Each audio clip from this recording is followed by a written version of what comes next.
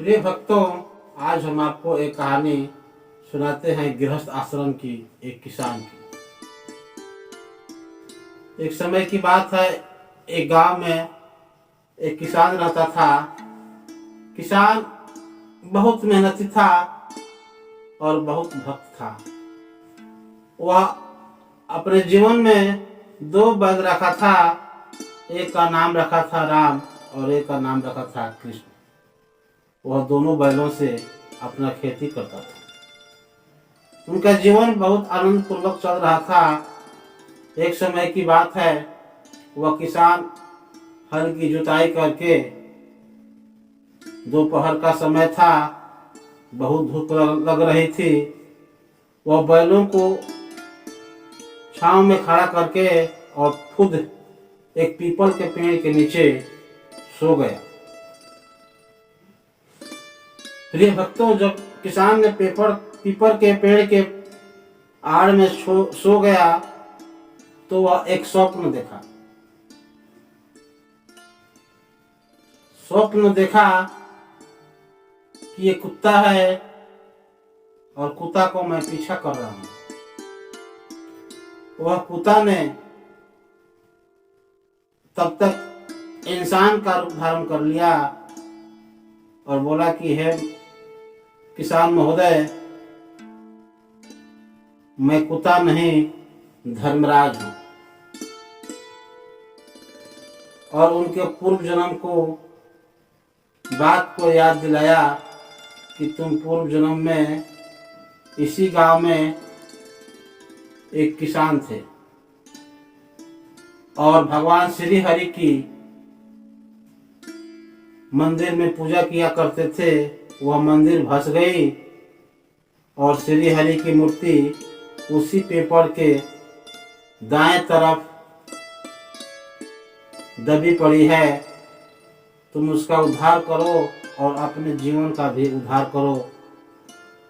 जो तुम्हारा अधूरा जीवन रह चुका है उसको पूर्ण करो। जो अगले जन्म में तुमने भक्ति की है उसको इस जीवन में पूरा करो। जब किसान की आंख खुली तो देखा कि भाई सही में उनके बगल में एक काला कुत्ता था।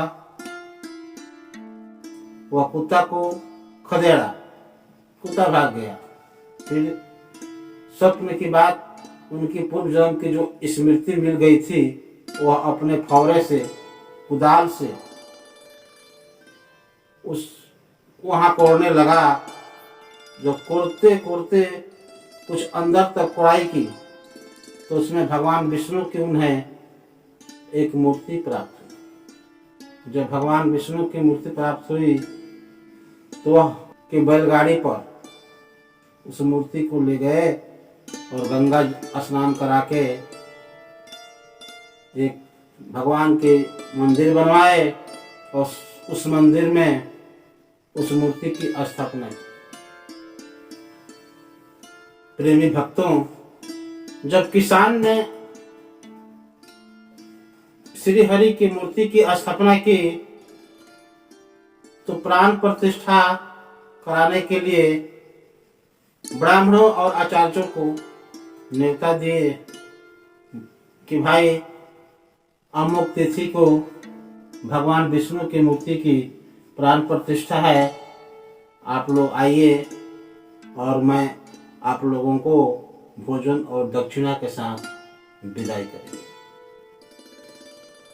उनके आदेशानुसार वह तिथि आई और ब्राह्मण देव वहां पधारे और यज्ञ शुरू हो गई। वह यज्ञ लगातार 11 दिन तक विष्णु यज्ञ चलता रहा। यज्ञ चलता रहा और लोग विष्णु यज्ञ में भाग लेते रहे, आते रहे, परिक्रमा करते रहे, जाते रहे। इस तरह से सिलसिला चलता रहा। खूब खिलाए किसान ने ब्राह्मणों को और जब खिला रहे थे तो ब्राह्मण बहुत खुश थे। वो रसगुल्ला लाए और ब्राह्मणों को चढ़ाने लगे। सभी ने खाकर आनंदित हो गया। तो बोले किसान ने कि हे भाई, एक जो रसगुल्ला खाएगा उसको 100 रुपया दिया जाएगा, एक रसगुल्ले पर 100 रुपया।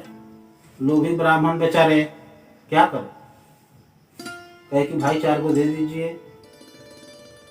अगला बोला कि हमको भी 4 को दे दीजिए।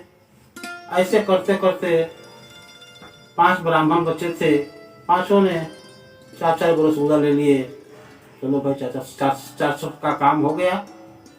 यह बात सोचे तब तक फिर किसान महोदय आए और बोले कि भाई अब एक रसगुल्ला 500 रुपया।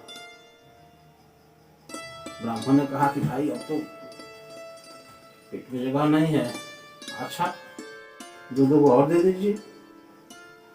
2 को और रसगुल्ला खा लिए।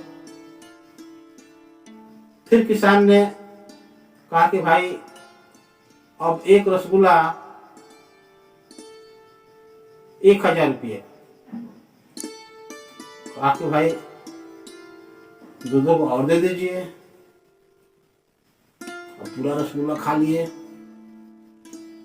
और एक इसके बाद फिर आए और बोले कि भाई एक रसगुल्ला 2000 रुपये। कहा कि भाई एक ठू दे दीजिए, है ना। अब ब्राह्मणों ने पूरा इतना खा लिए। जब भोजन हो गए तो ब्राह्मणों ने कहे कि हे किसान महोदय, अब हम तो जा नहीं सकेंगे और आप ही को अपने बैलगाड़ी से हमारे दरवाजे तक पहुंचा दीजिए। तब तक उसी में एक आदमी बोले कि भाई आप लोग तो बहुत ज्यादा खा लिए, पंडित जी 2 को डाइजिन चबा लीजिए कि तुम आप लोगों का रसगुल्ला सुपाच्य हो जाएगा, आराम से आपका पेट में पहुंच जाएगा। ब्राह्मणों ने बोला कि अरे डाइजिन खाने का जो होता तो 2000 रुपया का रसगुल्ला 2-4 को और हम लोग नहीं खा लेते। इस तरह से किसान ने ब्राह्मणों को खुश करके और भेजा और उनकी जग पूर्ण हुई।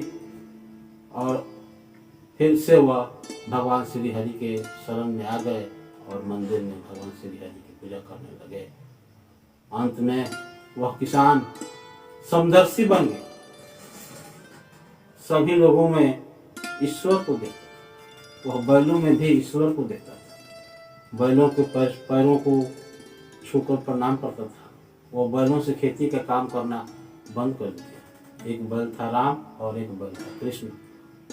दोनों को राम और कृष्ण भगवान सा प्यार करने लगा और वह किसान मरने के बाद वैकुंठ लोक को प्राप्त हुआ। जय श्री